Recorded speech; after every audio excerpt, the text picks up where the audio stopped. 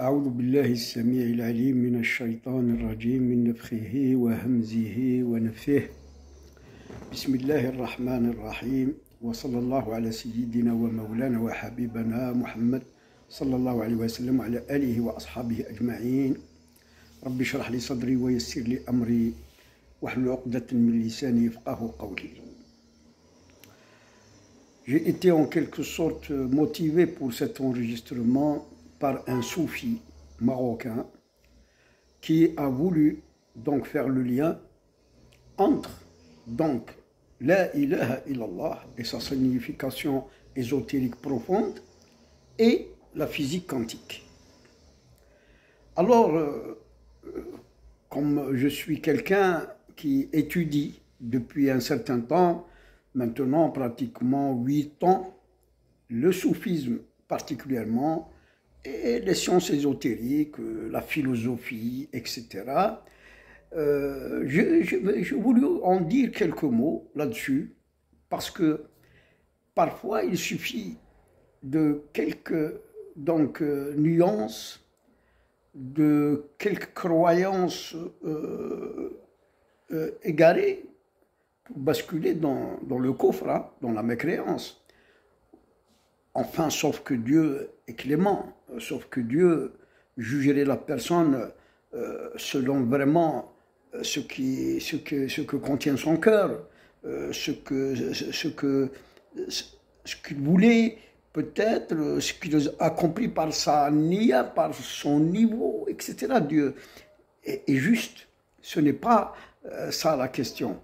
C'est que la question, c'est que quand on entend des choses comme ça, il faut que tous les savants, les gens doués d'intelligence, les gens qui interviennent sur les médias, y compris sur Internet, disent quelque chose afin de créer justement le débat, la contradiction et de ramener les gens vers la vérité. C'est ça le but. C'est toujours donc de faire quelque chose dans ce sens. Enfin, on ne critique pas pour critiquer, moi ça m'intéresse pas.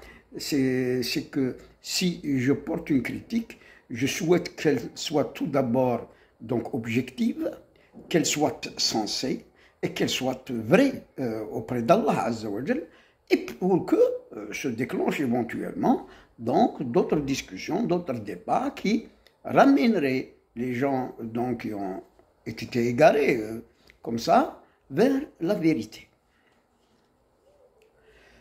Lui, ce soufi a dit que la ilaha illallah, c'est-à-dire pour lui, c'est qu'il n'y a rien qui existe dans ce monde donc physique, ce monde sensible, que nous voyons ou qui est très loin et caché par la distance, c'est-à-dire dans les confins de l'univers.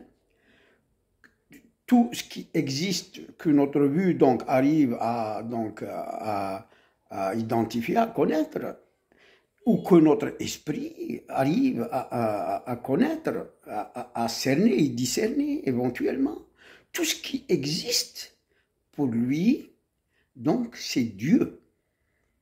Pour lui, la ilaha illallah, il n'y a rien qui existe dans cet univers qui n'est pas Dieu. Tout est Dieu. Alors que la ilaha illallah, comme l'ont expliqué les savants orthodoxes particulièrement, parce qu'il faut d'abord partir des principes dogmatiques des premiers donc, juristes de l'islam, les premiers donc, savants et philosophes de l'islam qui ont été donc, absolument liés donc, à la lettre, au Coran et la Sunna, au premier tafsir, donc les vrais exégètes, qui, même si après on a essayé d'aller encore plus loin, bon, pour ces grands exégètes, la porte était ouverte. Mais le problème, c'est que la ilaha illallah veut dire tout simplement qu'il n'y a de Dieu que Dieu créateur, et qu'il faut donc bien donc se mettre dans la tête qu'il y a une dualité, parce que quand on dit créateur, ça veut dire qu'il y a un créateur et un créé. Il y a créateur et créature, et l'univers est créature. Les êtres, les créatures, tout ce qui existe est créature. Et partant de là, quelle que soit la philosophie pour approcher que Dieu, donc tout est contingent à Dieu, d'accord, tout est lié à Dieu, d'accord, mais Dieu reste Dieu, qui ne ressemble à rien et qui ne peut être imaginé par l'intellect humain. C'est pour ça que, donc, il est acceptable de dire que toute chose qui existe est en Dieu dans ces sciences, alors que les sciences divines n'ont rien à voir avec les sciences de l'homme. Même l'esprit divin n'a rien à voir avec l'esprit humain. De ce fait, même si ça existe, ce qui existe est dans les sciences divines, on ne peut les imaginer. On peut imaginer cette donc, science divine, du fait que lui-même, Dieu, ne ressemble à rien. Alors, c'est-à-dire la différence qu'il faut faire, il faut donc garder dans l'esprit en tête cette dualité que Dieu est créateur, et que tout ce qui est créé de l'infiniment petit à l'infiniment grand, donc, est créé par Dieu, et qui est lié à Dieu, et qu'il vit par Dieu, hein? Parce que si Dieu détacherait son œil ou se détacherait de cette chose qui existe, elle disparaît. Elle n'existera plus dans cet univers. Voilà les premiers principes. Les premiers principes qu'il faut donc avoir à l'esprit afin de ne pas dire que tout est Dieu. Ça, c'est le panthéisme. C'est le panthéisme de Spinoza, que tout ce qui existe est Dieu. La nature, c'est Dieu. Et là, non. Il faut donc faire cette différence. Maintenant, quand ce soufi avait voulu donc lier donc les découvertes scientifiques concernant la physique quantique avec donc cette présence divine en toute chose, avec toute chose, avant toute chose et après toute chose, nous sommes d'accord sur ça, parce que même si Ali karramallahu wajhah l'a dit, mais d'une manière où il faut évacuer la fusion, l'union ou l'incarnation de Dieu dans les choses. Parce que toute chose qui existe, elle existe par Dieu. Et Dieu, l'a existencié. Donc, avant que la chose n'existe, il y avait Dieu qui l'a créée. Et quand elle est vivante, elle existe, Dieu est avec elle, effectivement. Et quand elle disparaît, Dieu est après elle. Et Dieu restera toujours vivant éternellement. Et c'est lui l'éternel, subhanahu wa ta'ala. La physique quantique, effectivement, elle est descendue au plus profond des particules, des atomes, des molécules. Elle est allée beaucoup plus loin encore. Elle est allée à une échelle de 10 puissance moins 45 kg, c'est-à-dire au profond de l'atome même, ou de l'électron même. Il y a eu donc le premier physicien qui a donc commencé à faire ses recherches dans ce domaine et à proposer ses théories de la physique quantique, c'est Planck.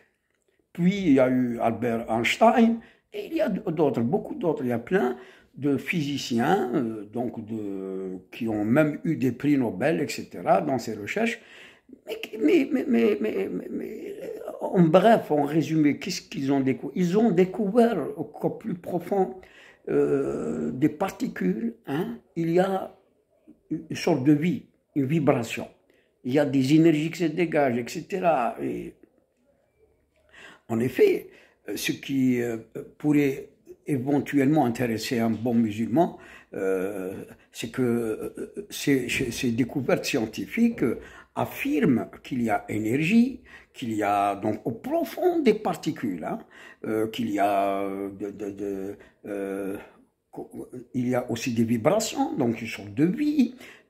Ça, c'est intéressant pour le musulman. Mais le musulman croit en tout ça sans que ces sciences viennent lui rappeler ou bien l'instruire dans ce domaine. Parce qu'à travers le nom d'Allah, Al-Hayyu Al-Qayyum, nous comprenons qu'il n'y a pas de vie sans la vie de Dieu. Et que toute vie découle du vivant, de lui, subhanahu wa jal. Et c'est lui qui a créé la vie. Il a créé la vie, il a créé l'esprit, ar-ruh, etc. C'est-à-dire que maintenant, si la science vient, par exemple, à en quelque sorte confirmer ce que Dieu a dit dans le Coran ou à travers un hadith de notre prophète Mohammed sallallahu alayhi wa sallam, là, il n'y a pas vraiment à s'exclamer.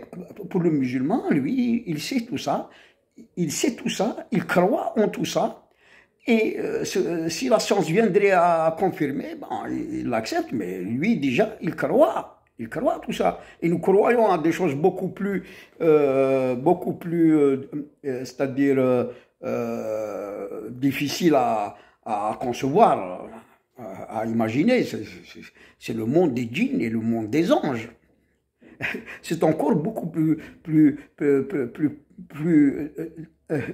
comment dirais-je, maîtrisable. C'est beaucoup plus donc invisible, immatériel que la science ou la recherche en quelque sorte scientifique ne peut arriver à en quelque sorte confirmer ou infirmer. Il faut de la foi, il faut croire en ces entités invisibles, à leur pouvoir, à leur énergie, à leurs influences, à leurs effets, etc.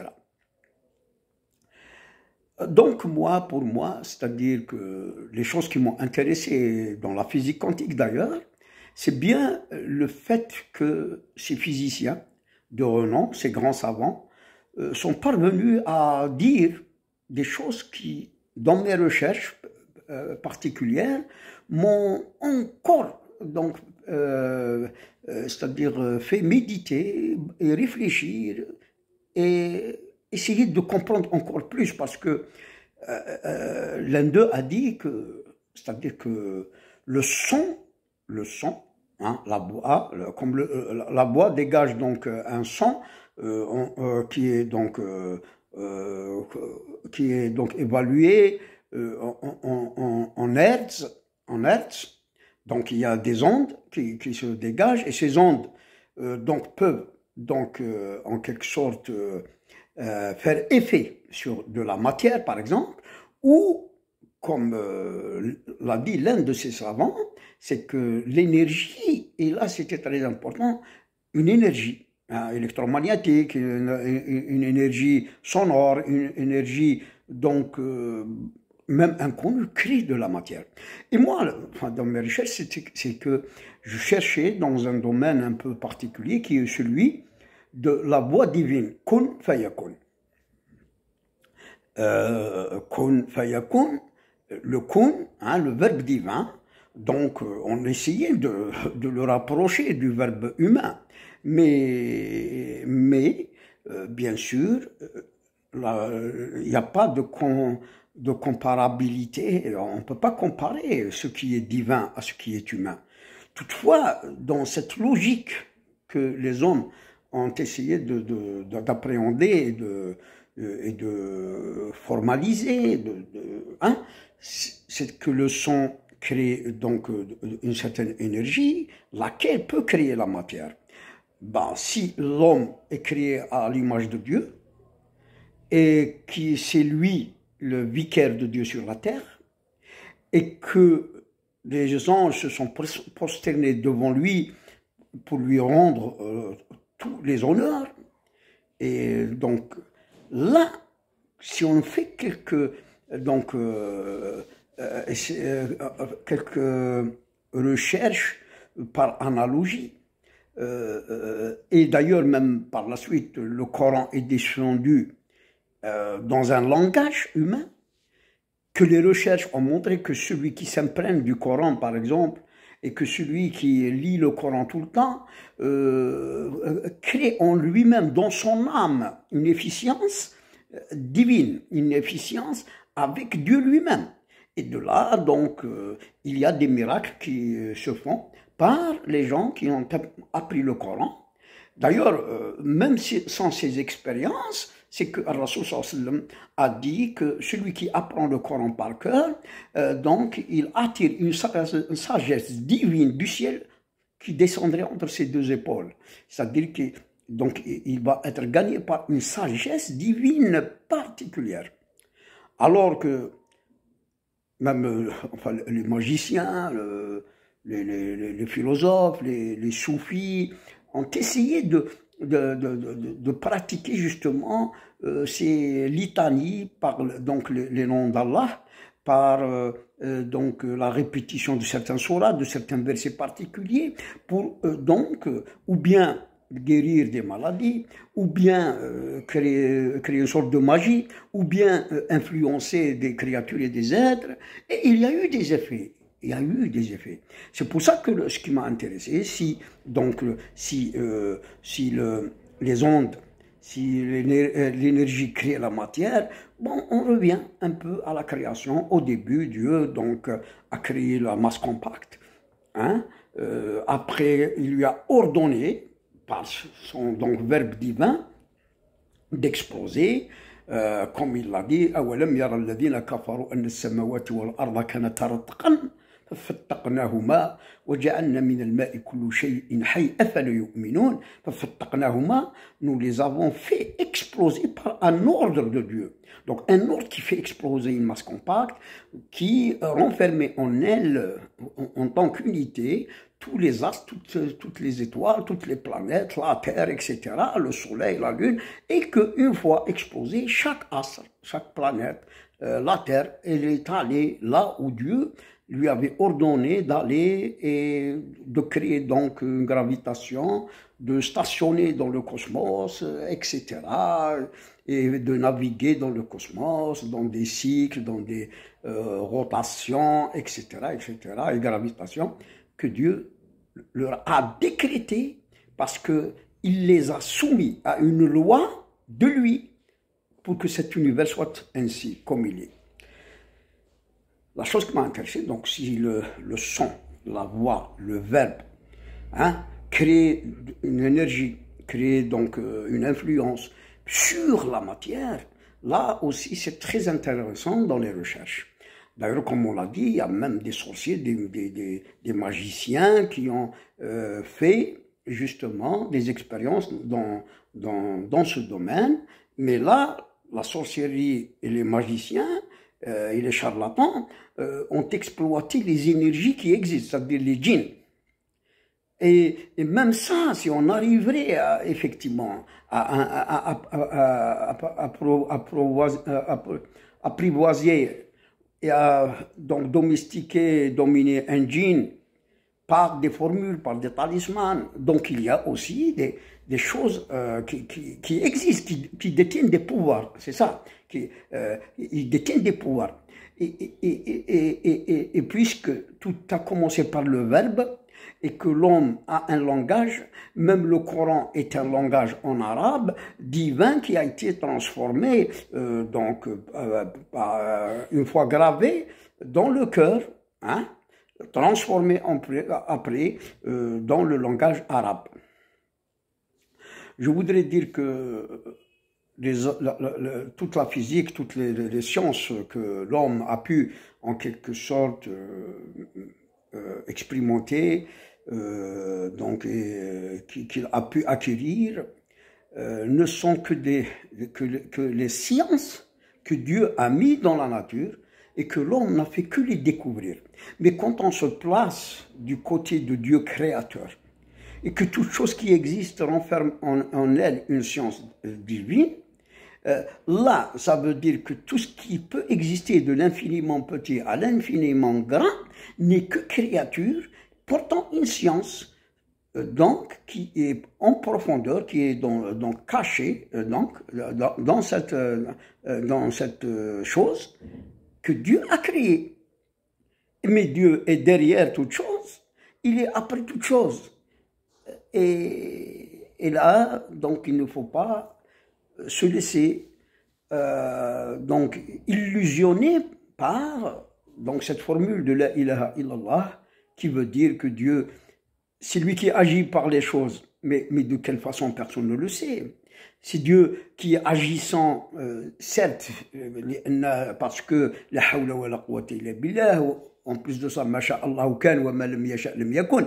Mais de quelle façon c'est ça? C'est-à-dire qu'il faut évacuer de nous cette prétention d'avoir en quelque sorte compris le verbe divin, compris le pouvoir divin, compris l'omniscience divine, compris l'omnipotence, ou compris comment que Dieu agit.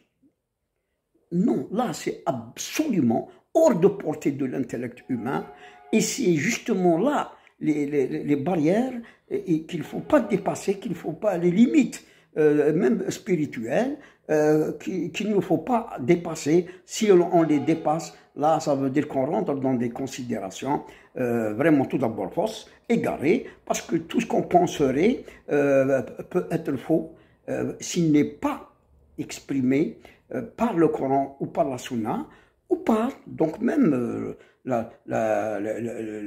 les logiques qu'on peut construire par différents versets, par différentes sourates, par des hadiths, etc., qu'on peut donc déduire de cette logique coranique ou logique de la tradition prophétique, certes, intelligemment, et qui tiendrait une certaine logique. Mais au-delà, je crois qu'il faut donc s'abstenir d'aller au-delà des choses que l'intellect humain ne peut donc imaginer, comme Dieu l'a dit, il en est de même pour son pouvoir, il en est de même comment qu'il agit, comment que toute chose est entre ses mains et que rien ne se fait sans sa permission dans cet univers. Et voilà, je crois, ce qu'il faut dire afin de ne pas se perdre et de rentrer dans des considérations qui peut-être entraîneraient à la mécréance ou à l'égarement.